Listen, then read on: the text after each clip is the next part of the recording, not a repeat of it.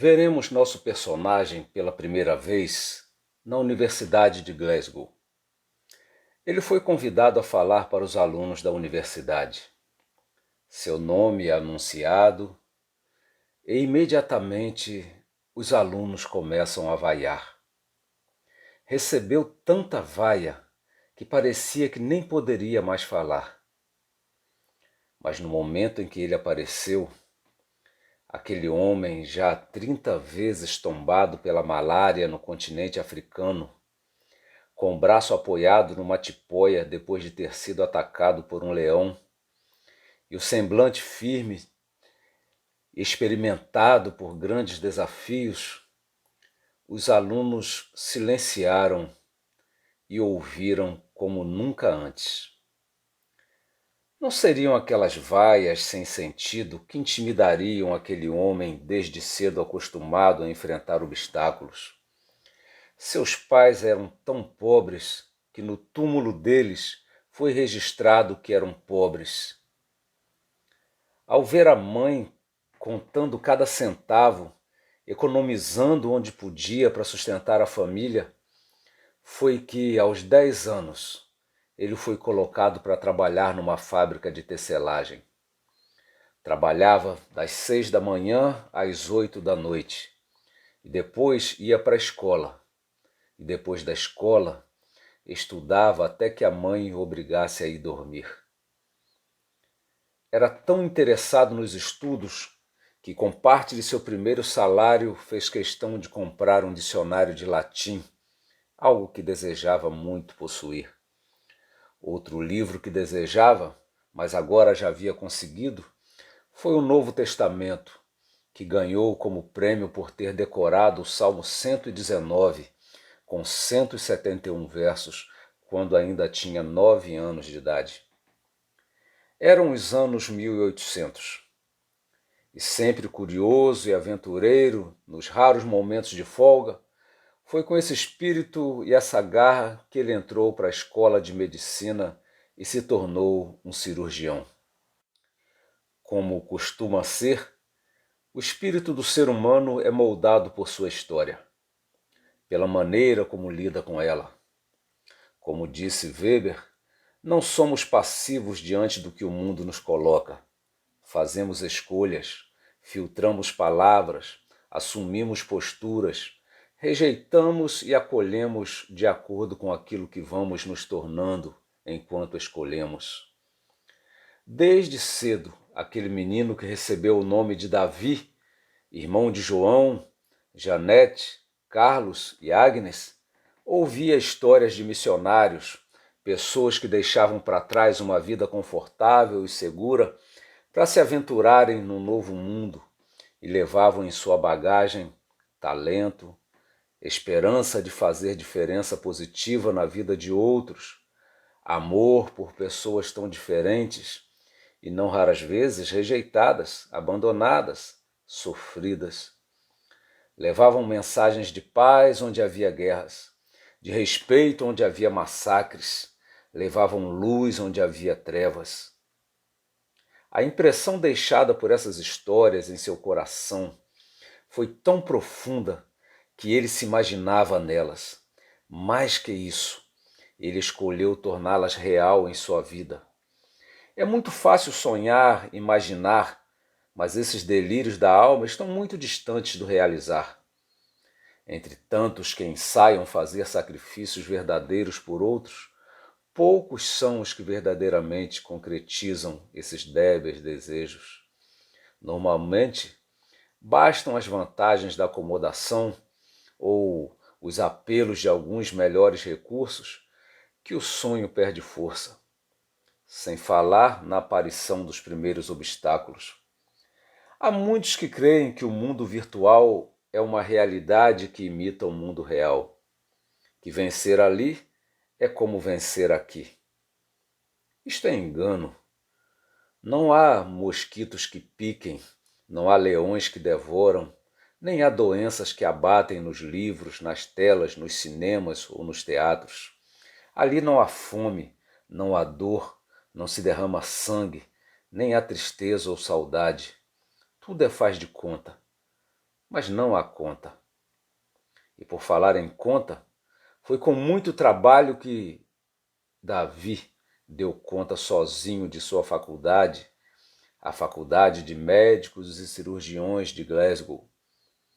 A princípio ele estava decidido a ir para a China, seguir os passos de grandes homens de quem ouvira falar, até que ele ouviu uma palestra de um missionário na África, o mais tarde famoso Robert Moffat.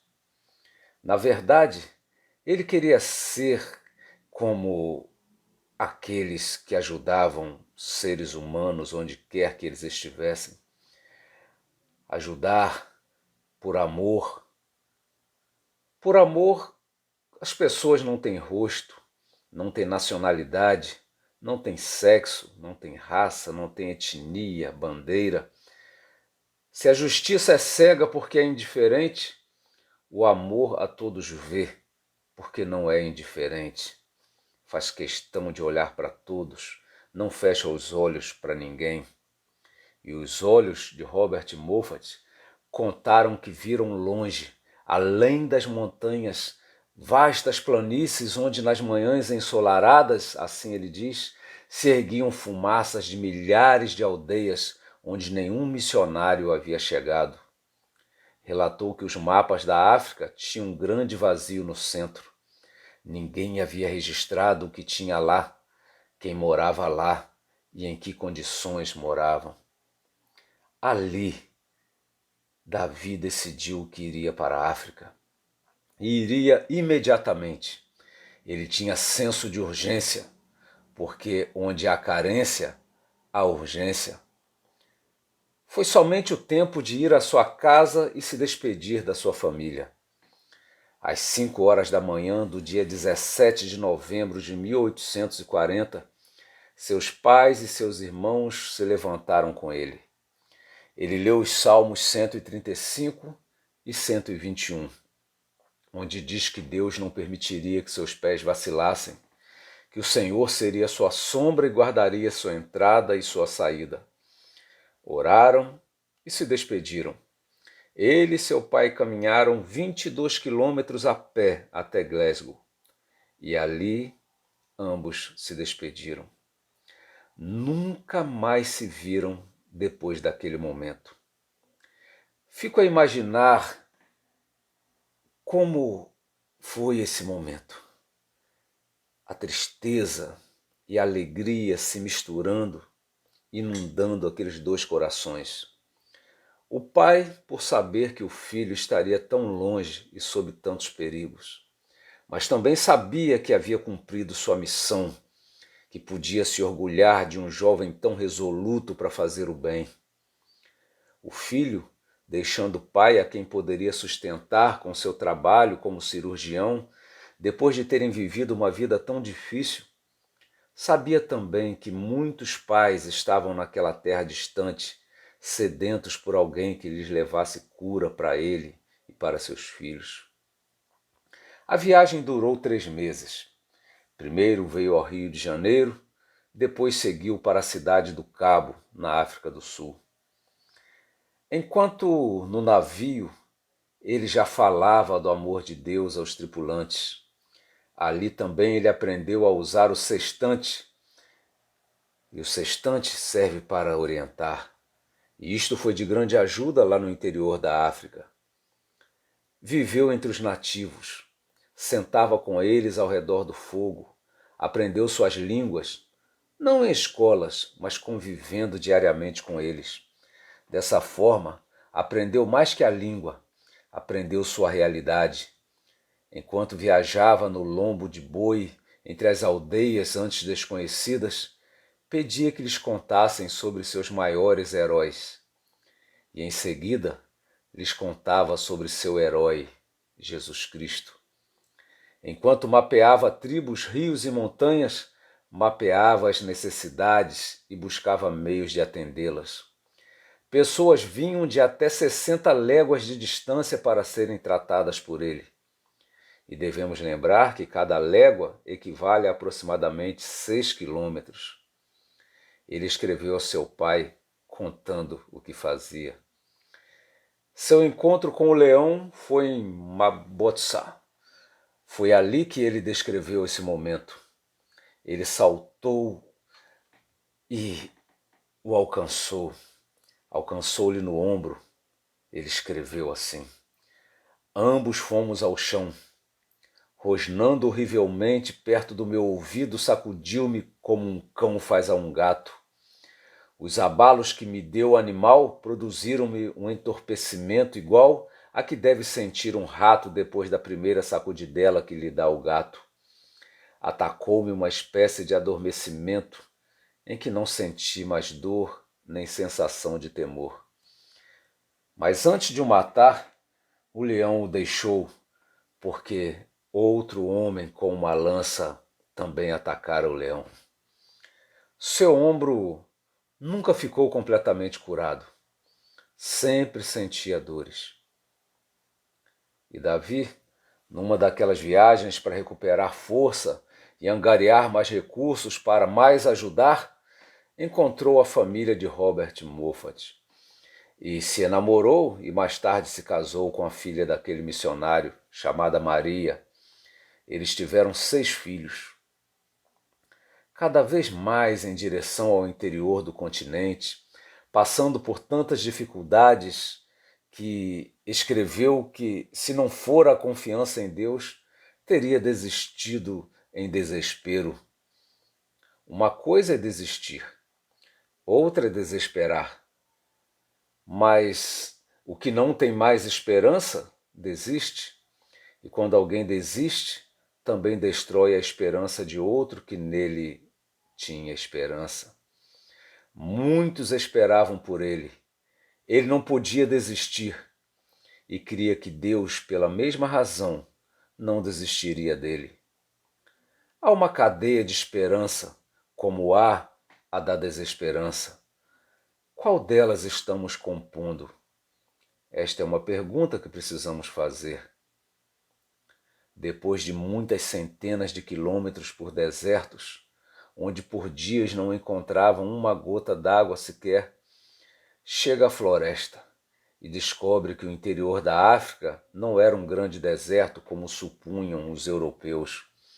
Procurando um rio por onde pudesse navegar e encontrar povos ribeirinhos e a eles levar o amor de Deus, e por descobrir e mapear importantes terras, rios e lagos, recebia prêmios da Sociedade Real de Geografia na Inglaterra, o que sempre revertia em ajuda humanitária.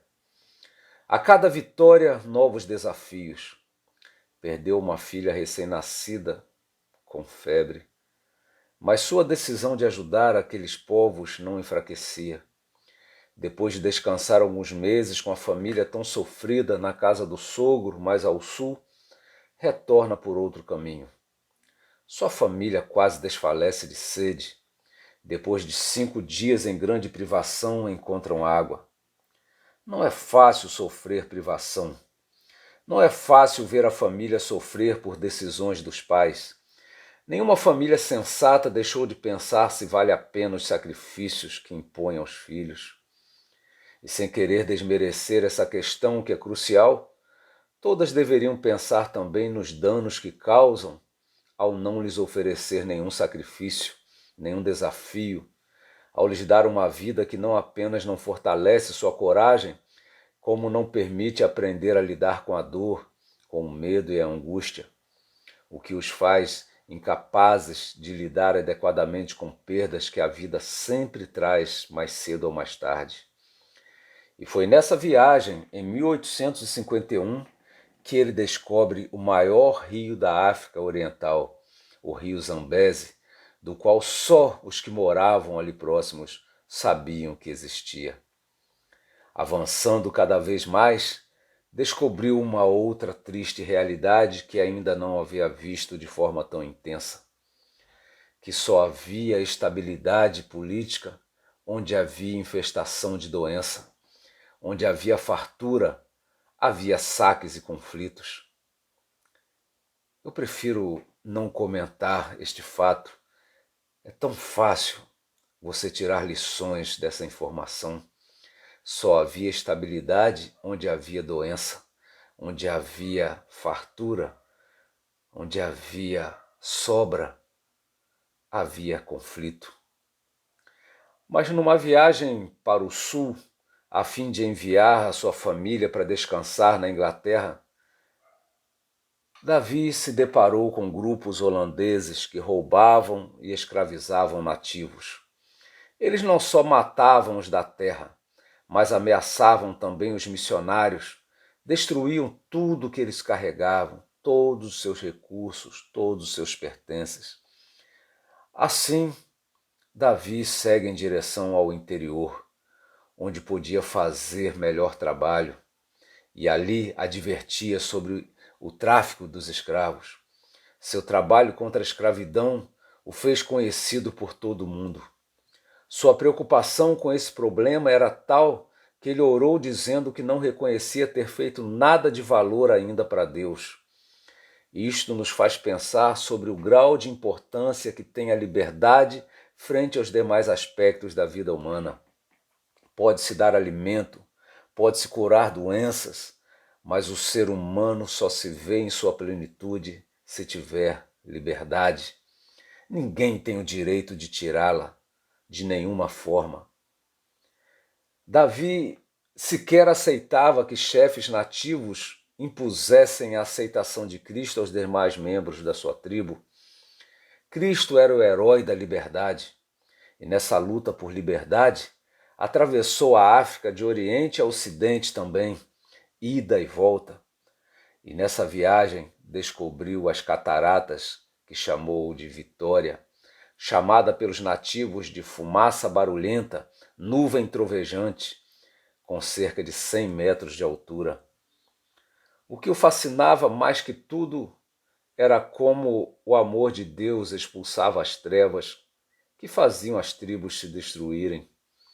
Ele pensava, enquanto outros vêm para roubar, matar e destruir, Cristo veio para que tenham vida e vida em abundância. Enquanto traficantes de escravos sequestravam e vendiam pessoas no mercado, ele acreditava que não podia descansar. Procurava as autoridades, orientava as tribos, e isso fazia com que fosse perseguido. Por isso, só 4 anos e meio depois ele pôde se comunicar com a esposa. Ele volta à Inglaterra 17 anos depois para encontrá-la e descobre que seu pai já não mais vivia. Os que assistiram à cena do encontro com a esposa e filhos, logo após o momento em que lhe contam sobre a morte do pai, dizem que não houve acontecimento mais comovente em sua história. Ele foi aclamado nas instituições e nas ruas como herói, mas ele não ficou ali. Voltou para a África com a esposa e o filho mais jovem agora. Os outros ficam com o sogro. Durante as viagens perigosas, ele deixava a família em lugares mais seguros. Mas em 1862, sua esposa resolve ir com ele. 3 meses depois, ela morre pela febre. Avança pelo rio Zambeze e missionários são enviados para as tribos que ele demarcou. Com o tráfico de escravos aterrorizando a África, os nativos temiam qualquer branco que chegasse ali. Temiam serem atados ao tronco que ligava escravizados uns aos outros e eram tocados em direção à costa. Ali, nessa luta pelo bem, quando ele perde a sua esposa, ele sofre, ele chora, e como já disse em outra ocasião, nenhuma lágrima é composta de uma única dor, são muitas dores, mas ele disse que ele chorou, chorando a esposa. Chorei-a, disse ele, porque ela merece as minhas lágrimas. Depois de 8 anos, trabalhando ali, após ter ido à Inglaterra na última vez, os mercadores de homens conseguiram fazer com que ele fosse obrigado a voltar à Inglaterra. mas ele logo escapou de volta à África com a ajuda de outros cristãos. Não buscava fama, não buscava descanso, queria salvar pessoas. É estranho que haja quem critique o amor cristão de chegar a esses povos. Não faz sentido. Misturam temas que não se misturam. Davi não lia cartas que o elogiavam e resolveu parar de comunicar sua localização. Por anos pensaram que havia morrido. Enquanto isso, ele trabalhava. Quando tentavam lhe fazer parar, dizia: não pode o amor de Cristo constranger o missionário a ir onde o traficante se sente impelido pelo dinheiro a ir? Ele era um ser humano. E como todo ser humano tem seu limite, seu corpo não aguentava mais. Aos poucos foi ficando mais sozinho aquele que a tantos ajudou, aquele que reunia milhares de nativos para ensinar e curar. No fim, só 3 amigos lhe acompanhavam. Roubaram tudo o que ele tinha. Com dores terríveis, foi carregado pela primeira vez pelos seus companheiros. Eram 3, Suzy, Schumann e Jacó. Em 1º de maio de 1873, numa cabana improvisada por esses amigos, Davi Livingstone foi encontrado morto, ajoelhado ao lado da sua esteira. Morreu orando aquele que viveu orando. Seus amigos enterraram seu coração debaixo de uma árvore em Chitambo. Embalsamaram seu corpo e o carregaram por meses até a costa. Dali foi levado para a Inglaterra, onde foi enterrado na abadia de Westminster. Lá no cortejo estavam seus filhos e seu sogro e grande multidão. Nesta abadia de Westminster, em Londres, acham-se sepultados os reis e os vultos mais eminentes da Inglaterra. E entre todos os sepultados ali, exceto o túmulo ao soldado desconhecido, o túmulo mais visitado é deste homem, Davi Livingstone, que disse com ênfase em seu discurso aos universitários: nunca fiz sacrifício. Creio que não há necessidade de comentar mais.